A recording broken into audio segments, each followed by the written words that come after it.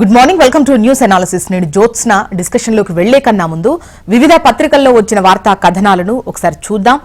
తెలంగాణ వార్తా పేపర్స్ చూసినట్లయితే ముందుగా ఈనాడు. ఇక్కడ మనకు బ్యానర్ ఐటంగా ఈ లోక్సభ నియోజకవర్గాల పునర్విభజనను జనాభా లెక్కల ప్రాతిపదికన చేపట్టి దక్షిణాది రాష్ట్రాలకు అన్యాయం చేస్తే అది తీవ్ర సంక్షోభానికి, తిరుగుబాటుకు దారితీస్తుందని, దాన్ని అంగీకరించే ప్రశ్నే లేదని ముఖ్యమంత్రి రేవంత్ రెడ్డి హెచ్చరించారు. ఈ వార్తను జనాభా లెక్కన సీట్లు పెంచితే తిరుగుబాటే అన్నటువంటి హెడ్లైన్తో, పునర్విభజనతో దక్షిణాదికి తీవ్ర అన్యాయం జరుగుతుంది, ఈ రాష్ట్రాలను నిర్వీర్యం చేయాలన్నదే బీజేపీ కుట్ర అంటున్నారు సీఎం రేవంత్ రెడ్డి.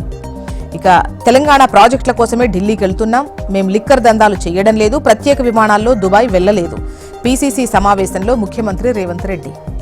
ఇక రైట్ సైడ్ కనుక మీరు చూసినట్లయితే ఉత్తరాఖండ్లో మంచు చర్యల్ని తొలగించే పనులైతే నిర్వర్తిస్తున్నటువంటి కార్మికుల్లో 55 మంది అనూహ్యంగా వాటి కింద చిక్కుకుపోయారు. ఒక్కసారిగా పైనుంచి మంచు పిల్లలు వారిపై పడిపోవడంతో ప్రమాదం జరిగింది. సహాయక బృందాలు 33 మందిని రక్షించగలిగారు.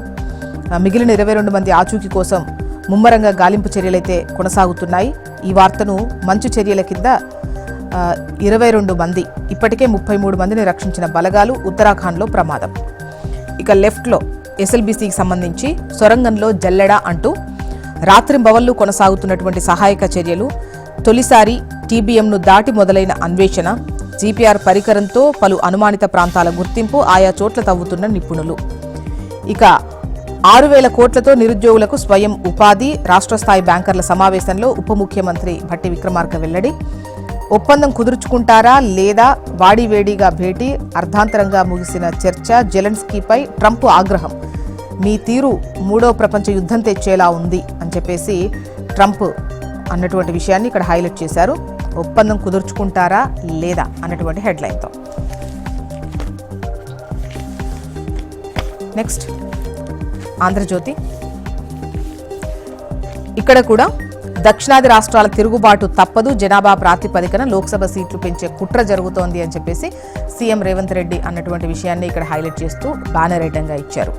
ఇక నీ ఆట ముగిసింది, కోట్లాది ప్రాణాలతో చెలగాట మాడుతున్నావు, అమెరికాను అగౌరవపరిచావు, మూడో ప్రపంచ యుద్ధం వస్తే నీ వల్లే, జెలెన్స్కీపై భగ్గుమన్న ట్రంప్ వాన్స్, శ్వేత సౌదన్లో విలేకరుల ముందే అమెరికా యుక్రెయిన్ అధ్యక్షుల వాగ్వాదం, నేను మొదటి నుంచి ఒంటరిగానే పోరాడుతున్నా, మీకు కాదు అమెరికా ప్రజలకు ధన్యవాదాలు జెలెన్స్కీ, ఖనిజాల ఒప్పందంపై సంతకం చేయకుండానే వెళ్లిన యుక్రెయిన్ అధ్యక్షుడు.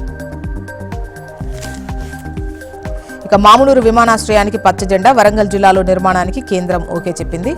మంచులో 22 ప్రాణాలు, ఉత్తరాఖండ్లో బీఆర్ఓ కార్మిక శిబిరంపై మంచు చర్యలు, 55 మంది కార్మికులు చిక్కుకోగా 33 మందిని రక్షించింది సైన్యం.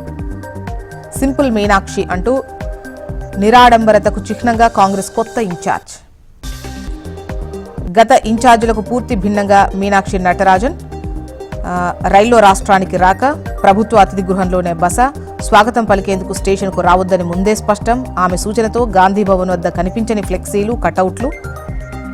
ఎన్ఎస్యుఐ నుంచి సిడబ్ల్యూసీ సభ్యురాలిగా రాహుల్ బృందంలో కీలకం.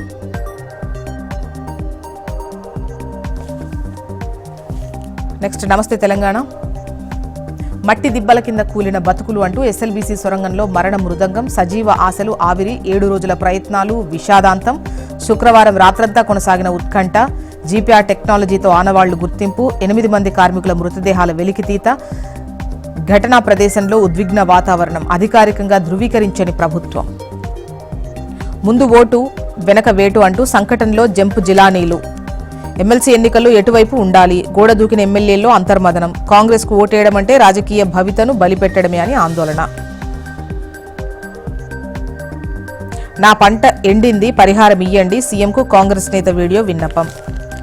కరెంటుకు కటకటే, వేసవికి ముందే విద్యుత్ సంక్షోభం.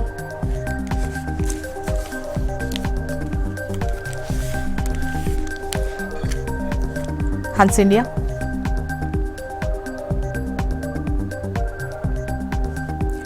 అండ్ ఎస్ఎల్బీసీలో రెస్క్యూ ఆపరేషన్కు సంబంధించే వార్తను హైలైట్ చేస్తూ rescuers struggle to reach trapped.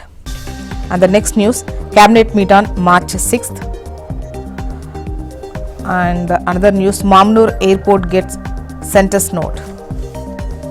ఇవి హన్స్ ఇండియాలో వచ్చిన ప్రముఖ వార్తలు. ఏపీ వార్తా విశేషాల్లోకి వెళ్తారు. ముందుగా ఈనాడు బాహుబలి బడ్జెట్ అంటూ వార్తను హైలైట్ చేశారు. నిన్న బడ్జెట్ ప్రవేశపెట్టారు కదా, ఏపీ బడ్జెట్. సో 3,22,359 కోట్లతో రాష్ట్ర పద్దు. ఏపీ చరిత్రలో ఇదే అత్యధికం. విధ్వంసం నుంచి పునర్నిర్మాణమే లక్ష్యం. సంక్షేమం, అభివృద్ధి సమతూకం. ఎన్నికల హామీల అమలుకు పెద్దపీట అంటూ ఈ వార్తను హైలైట్ చేస్తూ ముఖ్యంగా పంచాయతీరాజ్ గ్రామీణాభివృద్ధి శాఖకి ఎంత, బీసీల సంక్షేమానికి ఎంత, పాఠశాల విద్యకి ఎంత, ఆరోగ్యానికి ఎంత, జల వనరులకెంత, పురపాలక పట్టణాభివృద్ధి, ఇంధన శాఖ, వ్యవసాయం, సాంఘిక సంక్షేమ, రవాణా శాఖ వీటన్నిటి రంగాల వారీగా కేటాయింపులు ఏ విధంగా ఉన్నాయి అనేది పొందుపరుస్తూ ఈ వార్తనిచ్చారు. ఇక రాబడి ఏ విధంగా ఉంది, ఖర్చులు ఏ విధంగా ఉన్నాయి అన్నటువంటిది కూడా ఇక్కడ హైలైట్ చేస్తూ 2025-26 బడ్జెట్ స్వరూపాన్ని మొత్తంగా 3,22,359 కోట్లతో నిన్న బాహుబలి బడ్జెట్ను ప్రవేశపెట్టింది ఏపీ సర్కార్. నెక్స్ట్ ఆంధ్రజ్యోతి. పండంటి ప్రగతి అంటూ వార్తనిస్తూ దశ దిశ ఏ విధంగా ఉంది, సంక్షేమం అభివృద్ధి రెండు కళ్ళుగా బడ్జెట్ కేటాయింపుల్లో సమతుల్యం ఎలా పాటించారు అనేది వార్తనిస్తూ ఆంధ్రజ్యోతి కథనాన్ని ఇచ్చింది. 10 సూత్రాలు, స్వర్ణాంధ్ర 2047 దిశగా తొలి అడుగు, దామేరకే బడ్జెట్లో కేటాయింపులు అనేది చేశాము అని చెప్పేసి ఆర్థిక మంత్రి చెప్పినటువంటి విషయాన్ని ఇక్కడ ఇస్తూ ఓవరాల్గా నిన్న బడ్జెట్ కేటాయింపులకు సంబంధించి వార్తను హైలైట్ చేస్తూ బ్యానరేటంగా ఆంధ్రజ్యోతి ప్రచురించింది. ఇక సాక్షి చూద్దాం.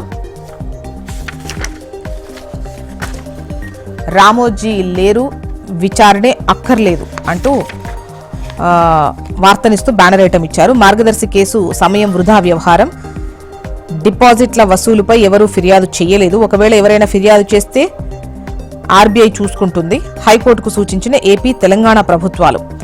మార్గదర్శి ఫైనాన్షియర్స్కు లబ్ధి చేకూర్చేలా ఎత్తుగడలు.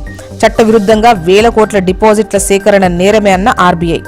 క్రిమినల్ ప్రొసీడింగ్స్ ఎదుర్కోవాల్సిందే. రామోజీ చేసిన నేరానికి మార్గదర్శి ఫైనాన్షియర్స్ హెచ్యుఎఫ్దే బాధ్యత. ఆయన మరణించినా కూడా విచారణ తప్పదని స్పష్టీకరణ.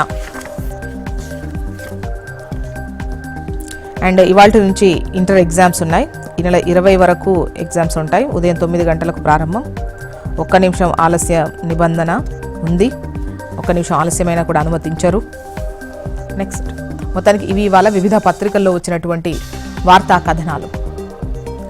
ఇప్పుడు ఒక చిన్న బ్రేక్ తీసుకుందాం. బ్రేక్ తర్వాత డిస్కషన్లోకి వెళ్దాం.